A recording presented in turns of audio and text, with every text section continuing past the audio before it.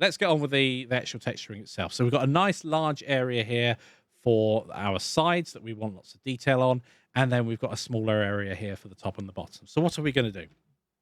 Well, I'm going to actually paint Smiley it. faces. I'm not going to do smiley faces. I'm actually going to do Smiley faces. I'm going to do a very very simple. I'm in the wrong space. Let's go to texture paint. Here we go.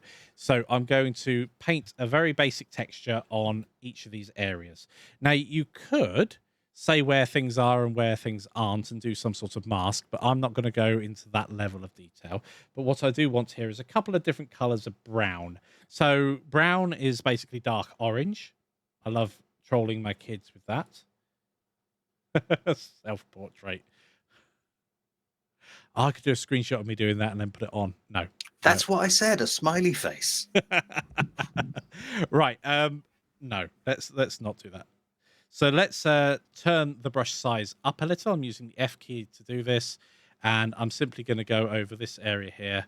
Now, one area I know that they're improving within Blender itself is the texture painting.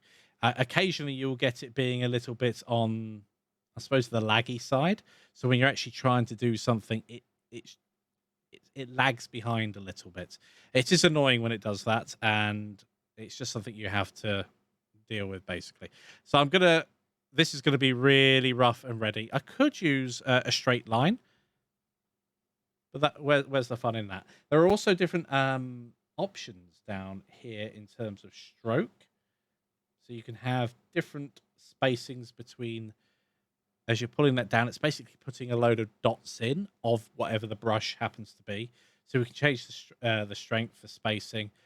We can actually use things like dots. And here's line. I thought it was hidden under there. So now I can actually draw lines so I can have nice straight edges.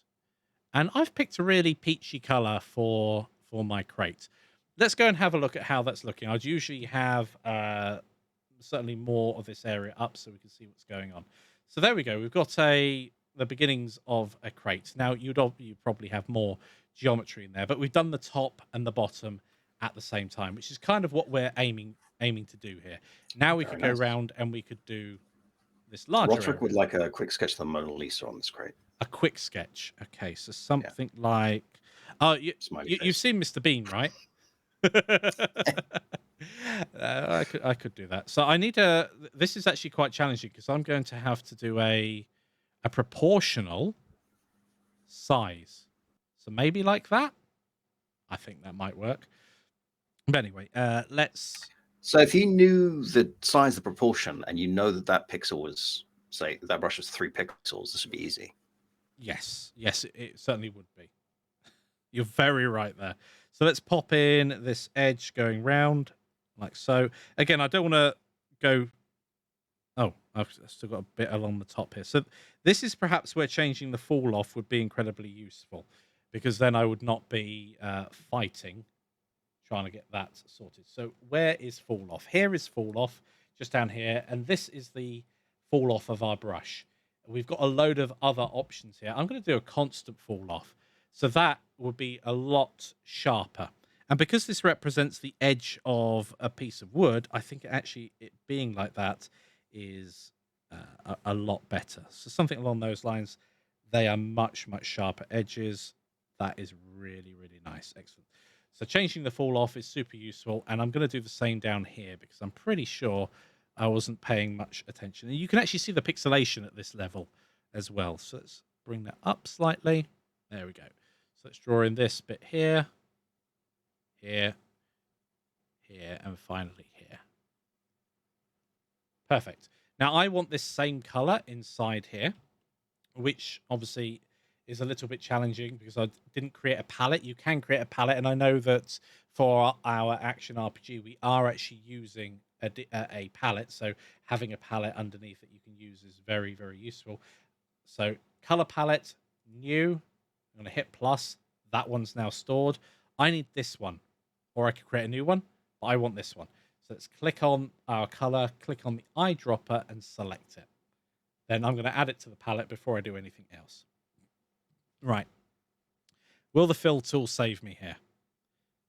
Interesting, when you switch tools, I didn't realize it did that. So if we switch tools, Should do, because you have no fall off. So it should be a clear cut from one color to the other. yes, that looks pretty good to me. Now, obviously there are arrows in the background. So if I was following my own advice from earlier, I'd have blanked this out before starting. But I didn't follow my own advice from earlier. So there's that. So I'm just going to go over these really quickly just to get rid of them, like so. Or you could just fill it with white and then fill it with dark brown. You end up dealing with these this horrible pixel change. So I'm going to go around the very edge here and just neaten that up. Probably this color. Something like that. Yeah, that looks much better. Awesome. So now let's put in some slats or something along those lines. So I want to take my original dark color here and make it darker still. And then I can go in and add some slats. Now I want the line tool once again. And I'm not sure how bigger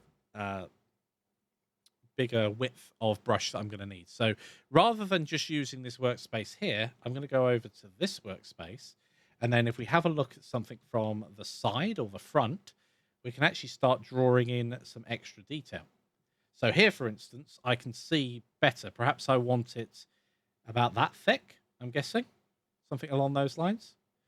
Now, this doesn't look as dark as it does on the image because this has some lighting associated with it. So that's something else to bear in mind, that when we're coming and making our textures, that the lighting that's applied to them does matter. I can see. Can you see a big difference as well on stream between what this looks like and what this looks like? It looks pretty clear to me. Yeah, that'll be the ambient lighting. Yes. And then finally, the top, you could put it something on there like that, or you could. Oh, yeah. I would probably make a model like this with slightly more geometry, so maybe insetting, because there's only so much you could do with a completely flat surface. But if you were modeling something that was way in the background,